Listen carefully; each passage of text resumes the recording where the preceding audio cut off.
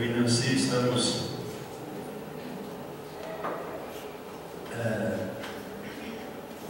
assustados, porque realmente nós estamos em dúvida se esta é a primeira vez que nós viemos esse ano para cá. É verdade, Patrícia? Acho que vim outras vezes aqui esse ano. Né? Primeira vez? É assustador. E isso aumenta a nossa alegria de estar com vocês. E principalmente, nós não viríamos para cá esse final de semana, não estávamos nos planos. Nós temos corrido muito e temos viajado bastante, então nós tínhamos separado esse final de semana para descansar. E aí mudamos o plano. Nós temos um irmão muito querido que está conosco, ele é de Santarém. Ele está fazendo um curso lá em Anápolis. A empresa que está contratando o trouxe de Santarém, e vários e foram espalhados por Goiás, e ele ficou em Anápolis. Ele orou muito para ficar em Anápolis, e aí ele ligou e encaixou que esse final de semana nós poderíamos estar juntos. Então, ontem nós tínhamos combinado que ficaríamos lá em Anápolis, ia tomar um caldo e tal, mas aí a Nancy falou: não, vamos para Brasília e vamos levá-lo para conhecer Brasília. E então eu liguei para o Enéas. Aí o Enéas falou: você esqueceu do aniversário do irmão Antônio? Aí nós falamos: não, então vamos dançar. Mas ele não tinha permissão para vir, porque essa firma, né, dá esta... Esse é o Marquinhos, gente, já que ele é em pé, esse é o Marquinhos, lá da Casa de Oração em Santarém. Toca muito bem, é ele que cuida do louvor lá da Casa de Oração da Prainha, também prega, é casado, e aí o Enéas falou: não, tem um aniversário com o Antônio, então nós vamos. Aí ele teve que pedir permissão para os organizadores, para a gerente lá em Goiânia e tudo, e ela autorizou que ele viesse, porque ele não pode dormir, não podia dormir fora, e tem que estar no hotel às 10 da noite. Então eles abriram uma exceção muito grande para ele vir ontem, e hoje às 10 horas tem que estar lá na porta do hotel, lá em Anápolis. Então eu terei hoje à noite, sair daqui a tempo de chegar em Anápolis, 10 da noite, e foi a palavra que nós temos, que ele deu para a gerente dele. Mas é uma alegria grande ele estar aqui, ver tantos irmãos, familiares do nosso irmão Antônio, a irmã Ilza, a irmã Eliseu, e tantos outros, e uma alegria enorme mesmo. Me assustei de não ter vindo antes neste ano. E estamos louvando a Deus pelo que estamos vendo, pela reforma do ambiente, como ficou especial. Não dá para acreditar como era antes, né? Já era bonito antes, imagina agora. E vai ficar ainda cada vez melhor. Foi uma surpresa agradável para nós. Talvez a gente vai demorar a vir aqui mais tempo para ver coisas novas acontecerem. Não, vamos mudar este quadro. O estudo que eu tenho, eu preciso projetá-lo. Então eu vou chamar a Nancy aqui, e ela vai fazer uma saudação para vocês. Enquanto isso, vou pegar o meu pendrive, eu vejo se eu consigo acessar o meu pendrive. Gostaria de saudar a amada igreja, na graça e na paz de Jesus Cristo. Amém, irmãos? Bem, eu queria contar um pouquinho um relatório dos nossos últimos meses de vida, experiência e família. Bem, nós temos um filho mais velho que é casado, e agora em dezembro ele vai fazer 5 anos de casamento. Olha que bênção, o Eduardo casado com a Fernanda, e eles moram ali em Anápolis. Em dezembro nós casamos o segundo filho em Manaus, o Edgar. Casou com uma moça cristã ali da Igreja Presbiteriana de Manaus. Foi um casamento muito bonito. A nossa sogra foi conosco no casamento, a minha família foi de São Paulo também, e foi uma bênção. Sempre eu queria que nossos filhos, quando casassem, tivessem aquele brilho no olhar, né? Aquele brilho de apaixonado. E eu fiz brilho, sabe? Então eu fiquei muito feliz, porque é tão lindo o casamento entre um homem e uma mulher, uma coisa muito linda que Deus preparou. E o Edgar casou assim, sempre ele era muito reservado nos seus sentimentos, nas coisas que ele sentia, mas eu vi aquele brilhinho no olhar dele e isso aí nos alegrou muito. Então o Edgar se casou dia 22 de dezembro, perto do Natal. Foi muito bom, tivemos um tempo bom entre família, levamos os meninos para passear numa escola da missão lá em Coraquequara, fizemos um passeio de barco, foi uma bênção. E depois disso nós tivemos um encontro de obreiros em janeiro lá em Vianópolis. Tivemos a vinda do Quarteto Lírios do Vale, e a missão está completando esse ano 60 anos. E o pessoal da missão não conhecia esse quarteto. E quando eles conheceram, gostaram muito. O quarteto que veio lá de Vitória, da Casa de Oração lá, foi realmente uma bênção. A turma gostou muito. Então ficamos muito felizes com essa vinda do quarteto. Depois do encontro de obreiros em janeiro, nós fomos para a Tailândia. Era uma viagem que a liderança da missão, a liderança mundial, se reúne uma vez por ano. E esse ano agora de 2013 foi programado para ser na Tailândia. E eu queria muito ir com o Eduardo, só que a passagem ficava tão cara. Era mais ou menos 5 mil reais a passagem. E nós começamos a orar, ó Deus, ajuda que a gente consiga pagar essa passagem. Agora imagine, o filho casando em dezembro, a viagem em janeiro. Então Deus foi tão fiel que nos abençoou que conseguimos parcelar essa passagem e eu fui. Irmãos, foi uma bênção.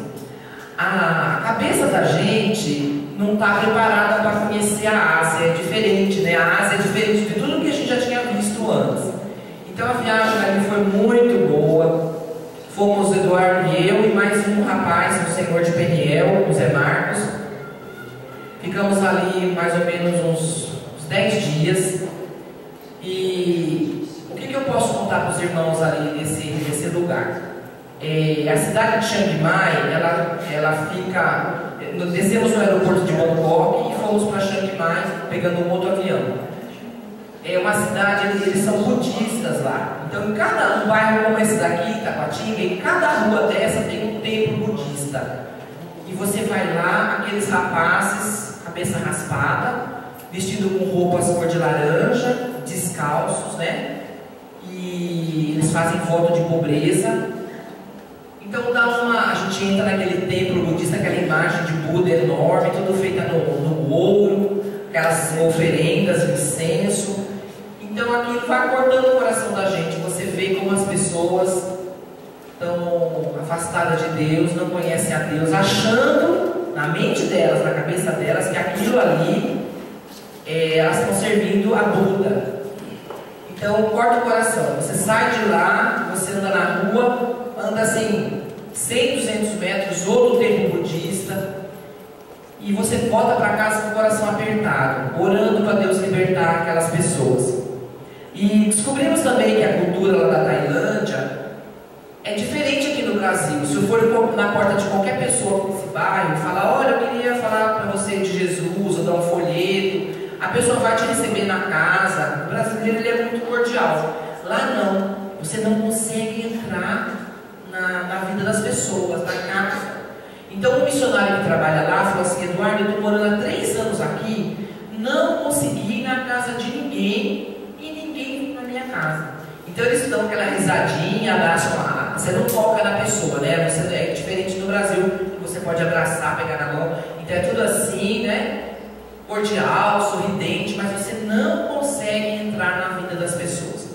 Então voltamos da Tailândia. Ali da Tailândia, nós tínhamos muito desejo de visitar o Timor-Leste. E o Eduardo e o José Marcos foram para o Timor-Leste. E eu fui para Singapura, porque a missionária que ia nos receber ali no Timor, ela estava para ganhar bebê. Então ela veio para Singapura. Então eu fui para Singapura, fiquei 1 semana com ela. Os últimos dias da gravidez dela, ajudando um pouquinho ali, limpando o apartamento, cozinhando para ela. E o Eduardo e o Zé Marcos foram para Timor. Nós brincamos, falamos assim, o Eduardo e o Zé Marcos foram para um país bem pobre. E eu, como sou mais chique, né, fui para Singapura, é um país rico, não é brincadeira. Mas ali nós tivemos um tempo muito bom, essa missionária e eu, a Karen. eu fiquei triste porque eu saí de lá 2 dias antes dela ganhar o bebê, né, uma menininha. E tivemos um tempo muito precioso, fomos numa igreja muito boa. Queria contar para os irmãos que Deus tem salvado brasileiros em Singapura. As multinacionais estão lá em Singapura e levam brasileiros das firmas para trabalhar lá. Chegam lá, eles não conhecem ninguém e vão conhecendo através da internet uma família. A esposa faz um café da manhã toda quarta-feira e as brasileiras vão lá para tomar café. E chegam lá, elas são evangelizadas e traz o marido e a família tem se convertido. Tem sido uma bênção, sabe, irmãos? Uma coisa muito legal. Falei numa dessas quarta-feiras para as irmãs ali, para as brasileiras, contei um pouco do nosso testemunho. Então, e para terminar agora o meu tempo aqui, queríamos contar também que o Érico casou em abril, casou em São Paulo. Então, Eduardo e eu estamos com os 3 filhos casados, graças a Deus. Estamos agora com o ninho vazio, mas como ele fala, ninho vazio ambulante, que a gente quase não para lá em Anápolis, né? Então eu queria agradecer aos irmãos das orações, tudo que Deus tem feito, né? Temos algumas viagens planejadas. Tivemos também em Barra do Corda, no Complay, onde tinham mais ou menos 400 pessoas, 13 etnias representadas ali. Saímos de Anápolis, Eduardo e eu, mais 2 irmãos, passamos 3 dias ali com os indígenas. Foi muito jóia ver o que Deus está fazendo, né? Nós estávamos em 11 missionários na missão Novas Tribos. Então foi muito gostoso estar ali. Temos uma viagem agora planejada para outubro, uma viagem para a Itália. A gente quer que os irmãos orem. Nunca fomos na Itália e tem um grupo da casa de oração lá na Itália.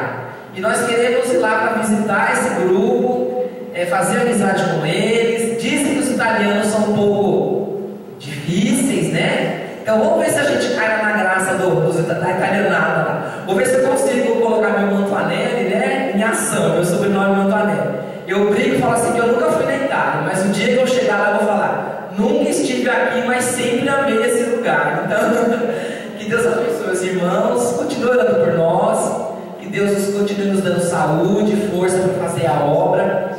A missão está indo bem, graças a Deus, apesar das lutas, das dificuldades, estamos indo bem e com alvos de alcançar novos lugares. Em setembro, agora, nós temos uma viagem lá para Santarém, casamento da Celinda, filha do Onésimo. Ela vai se casar, ela é missionária no Nepal e ela vai se casar com o Daniel, que é um missionário também indiano. Então eles vão se casar agora dia 11 de setembro. Então ore por nós, nosso tempo ali, que seja uma bênção. O Eduardo vai fazer o casamento. Então agradecemos as orações.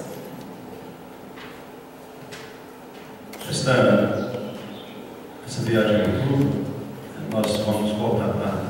Eu voltarei para Tailândia. E não tem voo direto para Tailândia. Então a gente tem que ir para um país da Europa. A gente para lá, faz a escala e aí depois segue para Tailândia. Será um encontro de missionários da Ásia. Eu vou pregar numa sexta-feira para aqueles missionários que trabalham na Ásia, Papua Nova Guiné, Tailândia, Singapura, Indonésia, tantos lugares. Foi uma viagem surpreendente. O que mais me marcou nessas viagens, de tantas, a gente teria aqui o dia inteiro para contar, mas foi uma parada que nós fizemos num lugar chamado Bali, uma ilha paradisíaca na Indonésia. Todo turista europeu conhece Bali, já foram para Bali. É muito barato, vocês não acreditam o preço. Por isso que esse encontro foi feito lá. Nós ficamos num hotel, um resort, com café, almoço e janta, bom mesmo, de internacional. E a diária saiu por $37, dá R$70. Você não almoça em Brasília por menos de R$70. Você vai aqui na churrascaria aqui, você vai pagar 60 e pouco e tudo mais. Café, almoço e janta e hospedagem por $32, $34. E aí, não dá para entender, por isso que todo europeu vai para lá. O Brasil está fora de perder o rumo nessa questão de hotelaria. Esse é absurdo. Então, todo mundo vai para lá. Mas quando nós paramos em Bali, foi por causa da escala. O avião chegava meio-dia e o avião para Timor-Leste saía meio-dia. Então não tinha como pegar o mesmo voo, tinha que dormir lá. E eu conheci um trabalho missionário, é uma família que cuida de moças abusadas sexualmente. Eles têm um chamado Casa Vida, um trabalho fantástico. E o motorista, ele é indonésio, aquele motorista foi nos buscar no aeroporto. E conversando com aquele motorista e com o missionário ali, tinha uma história muito bonita que eu quero contar essa história para vocês. Aquele rapaz, um missionário ali, ele é indonésio, e ele estava orando por um computador. Imagina a cena, ele orando por um computador. Aí ele recebeu um recado que a missionária estaria chegando lá no aeroporto, que era para ir buscar. Aí ele foi e falou com o motorista, que era um indonésio, mas que é hindu a religião dele. Aí foram para o aeroporto. Quando chegou lá, a mulher, a missionária, entregou para o nosso irmão ali o computador, uma caixa. Aí falou assim: olha, Deus respondeu a tua oração, está aqui o computador, mas a surpresa está dentro. Na hora que ele abriu a caixa, ele viu o computador e começou a chorar. Aí aquele indonésio falou assim: por que você está chorando? Aí ele falou assim: porque eu pedi a Deus um computador, e além de me dar o computador, me deu na marca que eu estava pedindo, que era o Toshiba. Ele me deu na marca. Aí Deus fez muito mais do que eu estava pedindo. Aí aquele hindu falou assim: mas Deus não ouve orações. Deus não ouve. Só algumas pessoas que são muito altas espiritualmente é que conseguem falar com Deus. Deus não ouve oração. Aí aquele indonésio falou assim: mas Deus respondeu a oração. Do jeito que eu pedi o computador, com a marca que eu queria. Deus ouve as orações nossas quando nós cremos nele. Aí aquele rapaz, aquele irmão, falou para a mulher assim: você pode ir lá em casa? A mulher falou: fazer o quê? Não, eu quero que você vá lá em casa. Aí ela falou: eu vou. E ela pressentiu que alguma coisa boa ia acontecer. E aí passaram por toda aquela ilha da Indonésia, de baile, foi andando nos bairros, até chegar na casa daquele homem, do motorista. Quando chegaram lá, ele entra correndo, falando em Bahasa, que é a língua da Indonésia, e chama a esposa. Quando chegou para a esposa, trouxe a esposa perante a missionária e falou assim: ela vai falar para você de um Deus que responde às orações. Era a primeira vez que aquele pessoal escutaria de um Deus que responde às orações de qualquer pessoa. Agora, a gente ficou, aquilo me impactou, escutando, eu vi os dois. Eu falei para aquele rapaz, ele foi nos levar no aeroporto, e eu falei assim: eu quero te encontrar de novo, quem sabe, se não aqui, lá no céu. Aí ele falou assim: eu acho que vai ser mais fácil você me encontrar aqui na terra ainda, porque ele não tinha crido em Jesus como Salvador. Tem muitas pessoas que não creem, não sabem de um Deus que responde às orações, que somos, em outras palavras, íntimos com Ele, que podemos conversar com Ele, que Ele nos atende. Esse é o nosso Deus, e não por causa de nós não fizemos nada, é Ele que fez tudo, é Ele que se aproximou de nós, é Ele que nos buscou, é Ele que veio ao nosso encontro, nos atraiu com laços de amor, nos buscou, abriu os nossos olhos e agora somos dele, e agora podemos orar e Ele responde às orações, em todo e em qualquer lugar. Este é o Deus vivo, o qual nós servimos. Foi muito precioso. Muitas outras histórias bonitas em Timor-Leste. Nós temos um casal de missionários fazendo um trabalho tão especial. Timor-Leste é uma ilha, pequena ilha, mas muito abandonada, agora com muitos missionários naquele lugar, mas é uma ilha que precisa de um trabalho muito grande. Graças a Deus temos vários missionários, pelo menos 4 famílias que eu conheço, que estão fazendo um trabalho excelente, falam a língua muito bem, conseguem conversar com com o povo, na língua do povo, consegue pregar para aquele povo e ver as coisas acontecendo. Uma grande obra Deus está fazendo. Na Tailândia, da mesma maneira, muitas pessoas ouvindo o Evangelho, se convertendo. Foi lindo encontrar com missionários da Indonésia, missionários de Minamar, lá na antiga Birmânia, onde o Hudson Taylor trabalhou.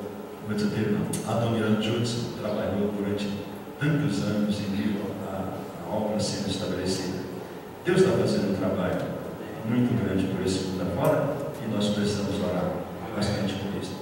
Aqui no Brasil também, nas tribos, Deus está fazendo um trabalho muito especial. Nós participamos do encontro de indígenas ali em Barra do Corte, no Maranhão, como a Nancy falou, com o Clay, e ouvimos testemunhos lindos de indígenas crentes, com muitas lutas, com muitas dificuldades, mas Deus está fazendo uma obra, alcançando muitas tribos ali no Maranhão, no meio dos Guajajá, dos Guajá, dos Carapó, dos Caiapó.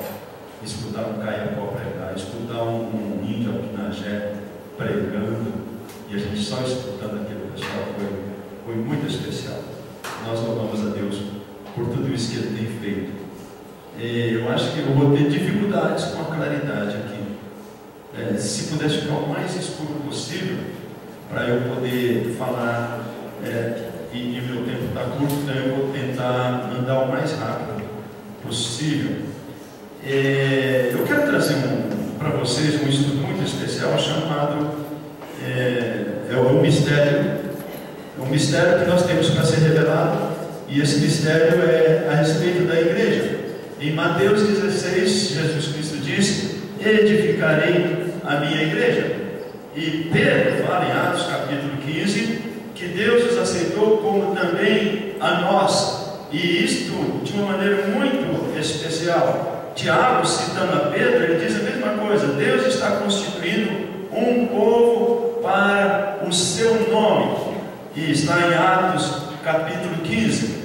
E a palavra de Deus em Efésios capítulo 13, ela fala claramente a respeito disso, numa versão um pouco mais fácil de entender. Certamente vocês ouviram falar da responsabilidade imposta a mim em favor de vocês pela graça de Deus. Embora eu seja o menor dos menores de todos os santos, foi-me concedida esta graça de anunciar aos gentios as insondáveis riquezas de Cristo e esclarecer a todos a administração deste mistério que, durante as épocas passadas, foi mantido oculto em Deus que criou todas as coisas. Este é o mistério. Que mistério é este?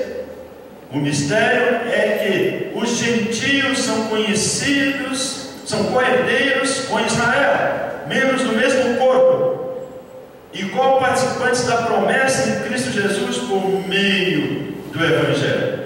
Por essa razão, o homem deixará pai e mãe e se unirá à sua mulher,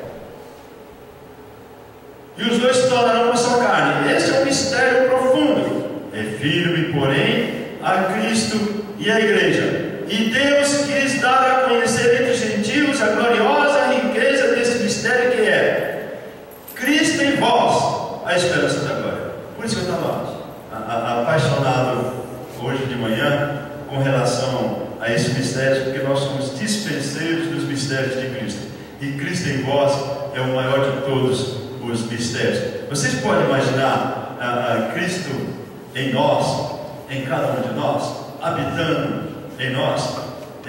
Certa vez alguém deu para um índio um crucifixo e falou assim: olha, coloca Cristo aqui pendurado no seu pescoço. Aí aquele índio era crente e falou assim: eu não preciso colocar pendurado no pescoço, porque ele já está morando aqui dentro. Ele está dentro do meu coração.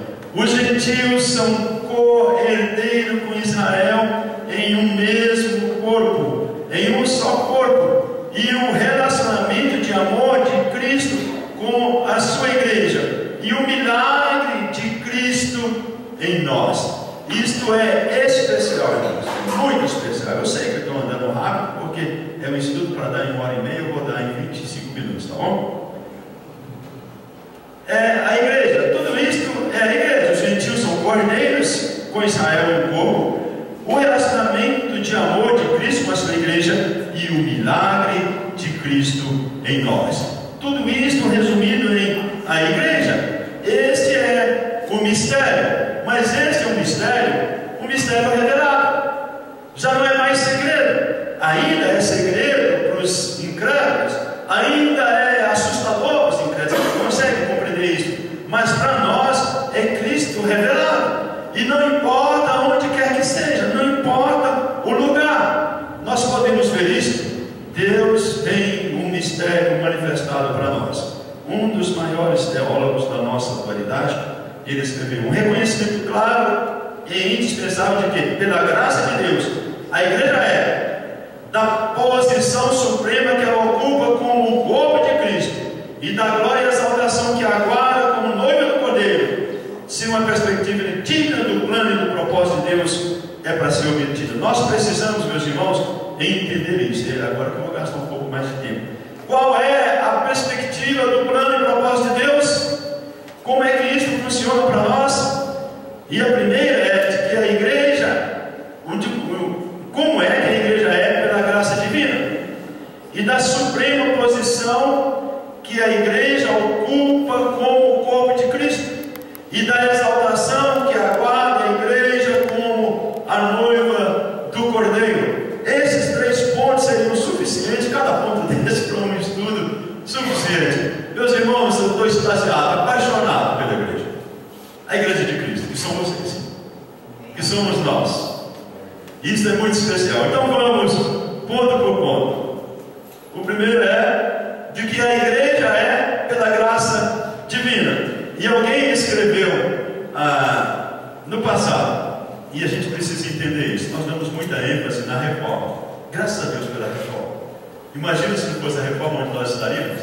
Que tragédia. Mas a reforma não recuperou essa verdade, como foi anteriormente mantida pela igreja primitiva. Qual é a verdade? A autoridade suprema de Cristo. A igreja perdeu a perspectiva divina da autoridade suprema de Cristo, e por causa disso tem muitos problemas. Qual é o principal problema? O principal problema é o enfraquecimento dessa verdade. Foi o que deu início aos problemas de liderança da igreja. Nós sabemos disso. Quando nós não temos a perspectiva da autoridade suprema de Cristo, algumas pessoas se assenhoreiam da igreja, passam a ser donos da igreja, e isto é uma tragédia. Mas olha bem, aqui na igreja primitiva, eles tinham uma identidade clara. Primeiro, eles viam a si mesmos como cooperadores de Deus. Eles viam como vocês são lavouras de Deus, edifício de Deus. 1 Coríntios 3:9. Pois o santuário de Deus, que são vocês, é sagrado. Então nós temos várias revelações nesse texto, cada uma delas com uma declaração e cada uma delas com embasamento bíblico. Primeiro, a igreja é o santuário de Deus. Vocês podem imaginar? E mas eu não estou falando de parede, não estou falando de concreto. E eu queria de uma vez por todas que a gente varresse. Varrer não é a palavra certa, não? É apagar da nossa mente. Irmãos, pega uma borracha grande aí, vamos apagar da nossa mente o conceito errado de que vamos para a igreja. Olha aí, tem uma igreja. Não, irmãos, nós não estamos falando de templo, nós estamos falando de você. Nós estamos falando de pedras vivas, nós estamos falando do corpo de Cristo, de pessoas.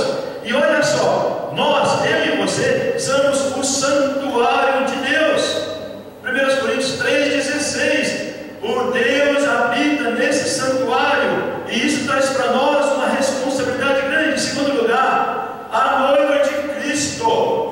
Efésios capítulo 5, versículos 22 a 32, diz que nós somos a noiva de Cristo. Vocês podem imaginar uma noiva? Não tem coisa mais bonita no casamento, é quando a noiva entra. A noiva sempre. A noiva vem caminhando. Todo mundo fica em pé. O noivo entra e alguém se lembra qual era a roupa do noivo? O noivo entra, ele vem. Até coloca a musiquinha para o noivo agora, mas normalmente o noivo já estava esperando lá na frente, né? Mas o noivo é um coadjuvante, é um príncipe consorte. alguns com azar. Mas normalmente é com sorte. Com sorte é a palavra inteira, meu irmão. Não é com sorte. Aí foi só um trocadilho besta que eu coloquei agora. Mas o noivo, o centro ali é a igreja, é a noiva. A noiva de Cristo. E Efésios capítulo 5 diz que o Senhor preparou a noiva, adornou a noiva, sem mácula, sem ruga, sem mancha nenhuma, e vai levá-la para o céu. Gênesis diz que o Senhor, quando criou a mulher, pegou a mulher pela mão e a levou a Adão. A noiva, quando nós chegarmos, arrebatados, levados para o céu, Deus vai nos pegar e vai fazer a cerimônia do cordeiro com a noiva, e vai chegar com a igreja, que somos nós, e falar para o filho: eis aí a tua noiva. Oh, Senhor, que coisa linda! O corpo de Cristo, observe bem, vamos falar disso na frente. O corpo de Cristo, no Velho Testamento há muitas alegorias: a vinha, a videira, a figueira, mas em nenhum lugar fala do corpo, só no Novo Testamento fala do corpo. Nós somos o corpo de Cristo, nós somos a face visível de Cristo. Jesus Cristo diz, respondendo a Filipe: quem me vê a mim, vê o Pai. Quem me vê a mim, vê o Pai. E agora, nós sabemos que quem vê a nós, vê a Cristo. Porque nós somos o corpo de Cristo. Isso me faz tremer de medo de envergonhar o corpo, de trazer mancha no rosto. Ontem eu estava, na janta, né? Um jantar gostoso, né? Muito prático. E eu estava conversando ali com todo mundo, porque eu não como muito de conversar. O irmão estava em pé comendo, e naquele comendo, né, ficou um pouco de comida aqui no rosto dele, e você já viu que todo mundo tem vergonha de falar: tem um pouquinho de comida no seu rosto, ninguém fala, né? Mas eu falei assim: com licença. Aí tirei aquele pedacinho de macarrão que estava no rosto do irmão, aí tirei, aí arregalou os olhos, né? Mas tem muitas pessoas, corpo de Cristo, que estão com manchas, que a gente precisa tirar, porque está envergonhando o corpo de Cristo. Mas vamos continuar. Aí, em terceiro lugar, fala o reino do Filho de Deus, Colossenses 1,13. Nós somos o reino, nós fomos tirados do império das trevas e levados para o reino do Filho do seu amor, o reino de Cristo, o reino glorioso. A palavra diz em 1 Timóteo 3,15 que nós somos a casa de Deus, não a parede, nós somos a casa de Deus. Eu fico envergonhado, o Marquinhos não vai se lembrar disso. O Marquinhos era menininho quando nós começamos o trabalho lá. Era o Urucurituba que você morava, Marquinhos, dos seus pais? Surbiaçu, exatamente. Surbiaçu. Aí quando eles foram lá para Santarém, o Marquinhos não vai se lembrar disso. Mas nós abrimos o trabalho e eu falei para ele ontem, falei assim: olha, sabe por que você está aqui hoje? É porque o irmão Antônio veio para cá, começou o trabalho aqui. Eu morava naquela casa ali na frente, e eu me converti nesse lugar, e o Senhor me levou para Santarém, e você e eu já estão aqui. Se o irmão Antônio tivesse vindo para cá, eu não teria sido salvo e vocês não estariam aqui muita noite. O resultado da obra daquele irmão querido, nosso irmão Antônio. E hoje eu fui cumprimentado ali, ele falou assim: seu lugar não é aqui não, seu lugar é na frente, vai para frente. Seu lugar não é na frente, vai pregar. Vai pregar. É a obra que o Senhor está fazendo. A casa de Deus, a igreja de Deus, pelos Coríntios. Aí eu estava lá em Santarém e tínhamos trabalho e deixamos o Zezinho, pequeno, grande homem, Zezinho, e ele estava cuidando do trabalho e nós viemos para o sul. Aí um dia aceitei com ele que eu ia voltar lá para visitar. Aí ele foi e falou para os irmãos: olha, irmãos, o irmão Eduardo está vindo visitar aqui o trabalho e tal. E ele falou algumas coisas. Ele disse que na hora que saiu, chegou uma irmãzinha para ele assim: quer dizer que o verdadeiro dono da igreja está chegando? Aí ele falou: não, o dono da igreja é Jesus. É Jesus, a igreja de Deus. Hebreus 12:23, a igreja dos primogênitos. Atos 20:28, a igreja do Senhor. Romanos 16:16, as igrejas de Cristo. Tudo isso, irmãos queridos, para destacar o plano de Deus. Ao destacar o plano de Deus e a igreja, desviamos nossa olhada, nossa identidade e papel limitados, e vemos a nós mesmos como parte do seu plano, seu corpo misterioso e maravilhoso. Meus irmãos, nós temos psicologia de gafanhotos. Nós não somos gafanhotos, irmãos. Nós somos membros da igreja de Cristo, do Deus vivo. Os povos que alcançamos e as igrejas que plantamos fazem igualmente parte desse plano e ministério. E aí tem a identidade. Quem somos e quem Ele é. E a gente precisa entender como é que isso funciona. Então, em segundo lugar, ainda obtendo uma perspectiva digna do plano e propósito de Deus, da suprema posição que a igreja ocupa como corpo de Cristo. Nós precisamos ter uma perspectiva clara a esse respeito. E aqui vem aquela afirmação que eu fiz anteriormente. As metáforas de Israel e da igreja são semelhantes no Novo Testamento, com exceção da metáfora do corpo. O conceito de corpo é uma verdade única, reservada para a era da igreja, só a era da igreja. Somos um corpo através do qual Cristo pode manifestar-se ao mundo. É por isso que é tão importante, queridos irmãos, que todos nós estejamos funcionando corretamente dentro do corpo, usando os dons espirituais que Ele nos deu. Somente quando fazemos assim é que as pessoas veem a plena grandeza da sua igreja. Por isso, essa metáfora: Cristo a cabeça e nós o corpo. E sabe qual é o pior? É isso daí. Se você não tiver uma noção certa, se você perder isso, você perdeu o que Deus está fazendo nesta era.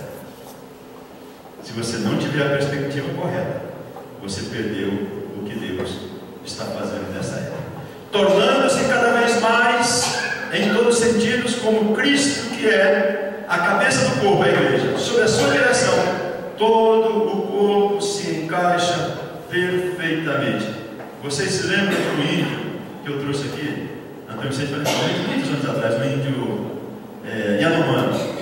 Aí ele estava pregando, o Claudinei estava traduzindo, eu estava sentado lá atrás. Aí ele não parava de falar, e ele usou 3 alegorias, né? As 3, cada uma mais comprida da outra. Mas uma hora ele fez assim, aqui naquele tempo antigo, ele fez assim: fechou a mão, aí abriu, aí fechou a mão, aí abriu. Vocês se lembram disso? Aí ele falou assim: um indiano, mano, é a primeira vez que ele estava saindo para cá de avião. Ele veio participar da fundação do complexo. Ele fechava a mão e abria. Ele disse: a minha cabeça diz para a minha mão, fecha. Ela fecha. A minha cabeça diz, abre. E ela abre. Isso é um conceito científico. Sabe, irmãos? A gente fecha e abre a mão porque a cabeça mandou. A gente não percebe, mas a gente só faz isso porque a cabeça mandou.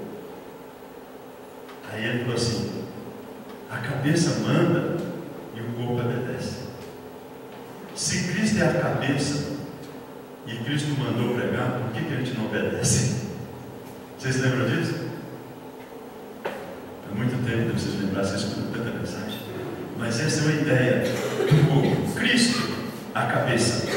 Pois bem, vamos para a terceira: obtendo uma perspectiva digna do plano e propósito de Deus, da exaltação que aguarda a igreja como a noiva do Cordeiro. Esta exaltação, essa exaltação preciosíssima. Cristo amou a igreja e entregou-se por ela para santificá-la, tendo-a purificada pelo lavar da água mediante a palavra. Efésios capítulo 5. E preparada como a noiva, adornada para o seu marido. Ouviu uma forte voz que vinha do trono e dizia: agora o tabernáculo de Deus está com os homens, com os quais ele viverá. Eles serão os seus povos. O próprio Deus estará com eles e será o seu Deus. Apocalipse capítulo 21. Pois bem, qual é a visão que Cristo tem da sua igreja? Se nós tivermos uma perspectiva correta, quem sabe nós teremos uma visão correta também. Uma visão elevada. Cristo tem uma visão elevada. Hebreus capítulo 12. Qual era a alegria que estava proposta? Qual era a alegria que estava proposta? A igreja remida, a igreja salva. Por causa da igreja salva, a visão elevada da igreja, ele suportou a cruz, não fazendo caso da ignomínia. E isso foi o que Cristo fez. Em segundo lugar, ele nos vê como seu corpo, absolutamente ligado. Ele não nos negará. Irmãos, nós não negamos nosso corpo, pelo contrário, nós satisfazemos as necessidades do corpo. Está com sono, a gente dorme, está com fome, a gente come, está cansado para em pé, a gente assenta, né? Esses dias eu estou mais sentado do que em pé. Eu não sei, eu acho que é a idade, sabe? Mas eu fico com vergonha de falar da idade, vendo o seu Alfredo com 84 anos falar ontem à noite tão lindo daquela maneira, o irmão Antônio com 90 e eu só com os meus 58, então eu não posso falar de idade. Ele vê-nos em nossa nova identidade, não como gregos ou judeus, negros ou brancos, homem ou mulher. É como se a visão que ele tem de nós filtrasse tudo a nosso respeito, com exceção de quem somos nele. Então Cristo vê tudo isso. Primeiro ele vê as riquezas da gloriosa herança dele nos santos. Nós precisamos guardar isso na nossa cabeça. As riquezas da gloriosa herança dele nos santos. E nós também precisamos saber que a igreja do Deus vivo, coluna e fundamento, baluarte da verdade, igreja Deus vivo. Agora pergunte, a gente acredita nisso? A gente acredita nisso? Quando a gente vê uma igreja assim, a gente acredita nisso? Que era a coluna e fundamento da verdade? Quando a gente vê uma igreja dessa lá na Índia, sabe, meus irmãos, a intenção de Jesus para nós é muito maior do que a gente imagina. A intenção dele era que agora, mediante a igreja, a multiforme sabedoria de Deus se tornasse conhecida dos poderes e autoridades nas regiões celestiais, por meio de quem o Senhor vai revelar a multiforme sabedoria de Deus?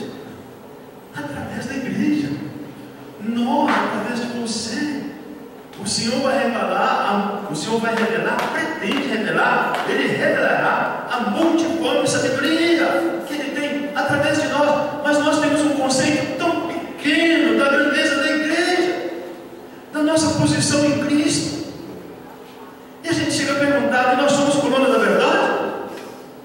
Irmãos, se nós somos a coluna da verdade, por que nós não defendemos e não propagamos as nossas verdades? Por que nós ficamos com medo? Nós somos noiva de Cristo. Por que não nos comportamos com isso? E a multiforme sabedoria de Deus? Por que nós valorizamos muito mais os conceitos das outras pessoas do que os conceitos nossos? Eu fico tão impressionado, os incrédulos falam alguma coisa, todo mundo bate palma. Sério? Nós somos a coluna da verdade?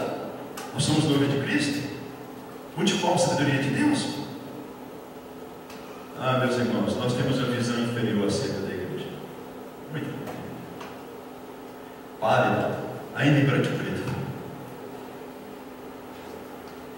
Nós precisamos ter uma visão da igreja glorificada, uma igreja gloriosa, sem mancha, nem ruga ou coisa semelhante, mas santa e impecável.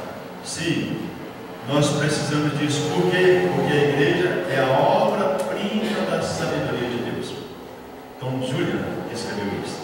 Ela já existe em toda a sua glória na mente de Cristo.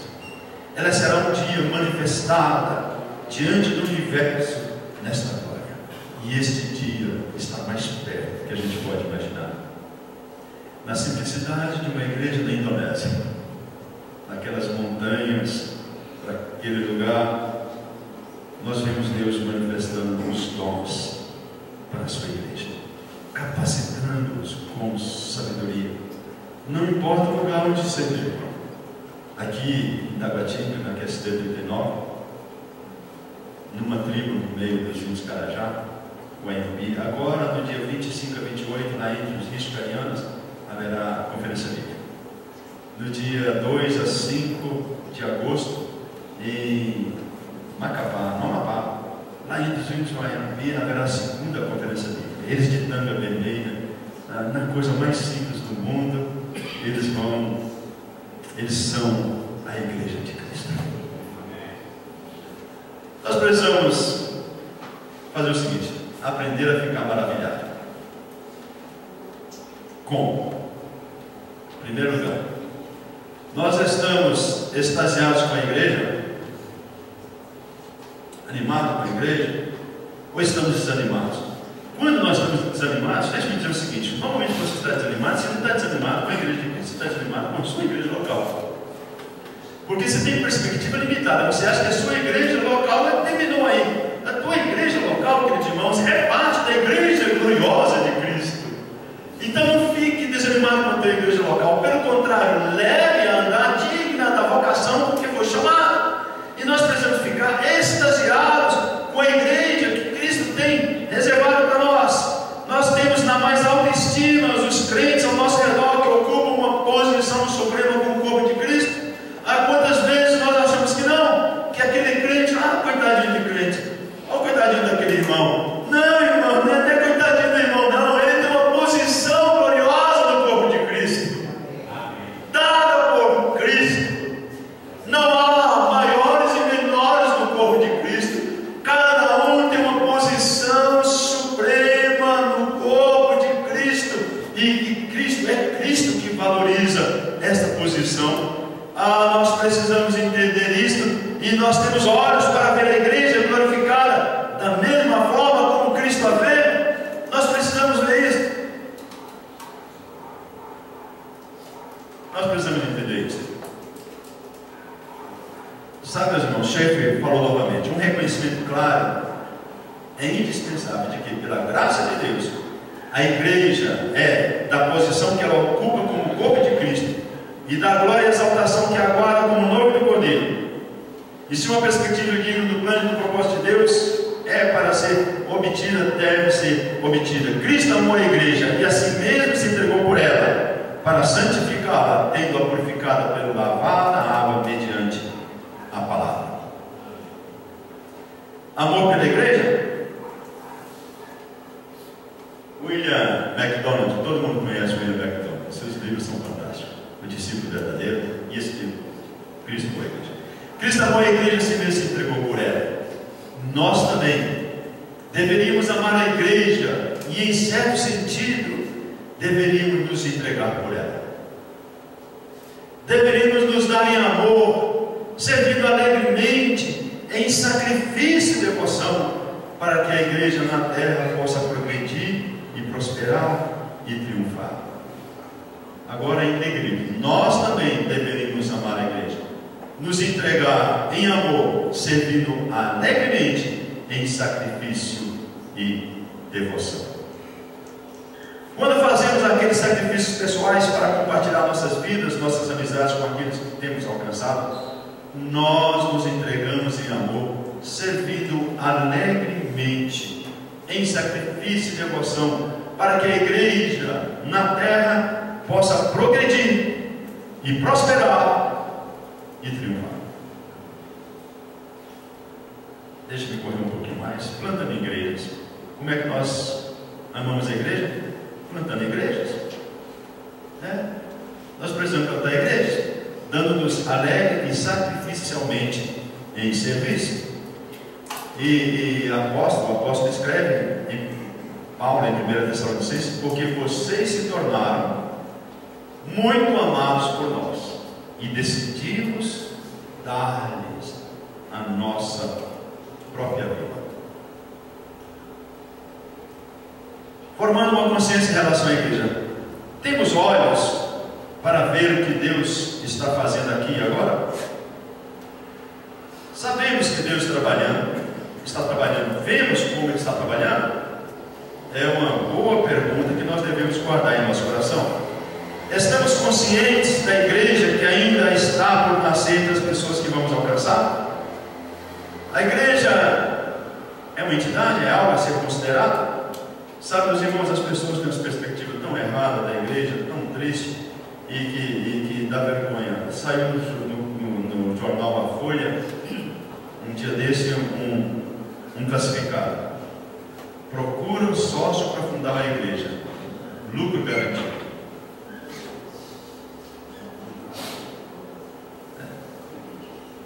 Procura-se sócio para fundar uma igreja. Lucro garantido. As pessoas têm uma perspectiva demoníaca, para não dizer equivocada, vou usar logo o termo correto, demoníaca a respeito da igreja, que me entristece muito. Assim, de boa vontade, por amor de vocês, gastarei tudo que tenho. Observe bem, apóstolo Paulo em 2 Coríntios capítulo 12, 15. Assim, de boa vontade, por amor de vocês, gastarei tudo que tenho, e também me desgastarei pessoalmente, visto que os amos tanto, devo ser menos amado, eu gastarei e me deixarei gastar. Esta é uma perspectiva digna do que Deus está fazendo nesta área. Bem, a última palavra é muito comprido, mas é um texto de Efésios, e eu quero terminar lendo esse texto, tá bom? Efésios capítulo 3, 2 a 11. Certamente vocês ouviram falar da responsabilidade imposta a mim, em favor de vocês pela graça de Deus. Isto é, o mistério que me foi dado a conhecer por revelação, como já lhes escrevi em poucas palavras. Ao ler isto, vocês poderão entender a minha compreensão do mistério de Cristo. Esse mistério não foi dado a conhecer aos homens de outras gerações, mas agora foi revelado pelo Espírito aos santos apóstolos e profetas de Deus, significando que, mediante o Evangelho, os gentios são co-herdeiros com Israel, membros do mesmo corpo e co-participantes das promessas de Cristo Jesus. Este Evangelho me tornei ministro pelo dom da graça de Deus, a mim concedida pela operação do seu poder. Embora eu seja o menor de todos os santos, foi-me concedida essa graça de anunciar aos gentios as insondáveis riquezas de Cristo e esclarecer a todos a administração desse mistério, que durante as épocas passadas foi mantido oculto em Deus que criou todas as coisas. A intenção dessa graça era que agora, mediante a igreja, a multiforme sabedoria de Deus se tornasse conhecida dos poderes e autoridades nas regiões celestiais, de acordo com o seu eterno plano que Ele realizou em Cristo Jesus, nosso Senhor. Que Deus abençoe a sua palavra aos nossos corações.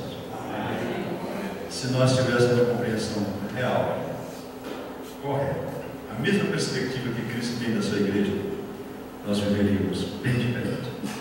Graças a Deus pelo que já alcançamos, mas há muito mais pela frente que Ele tem para nós.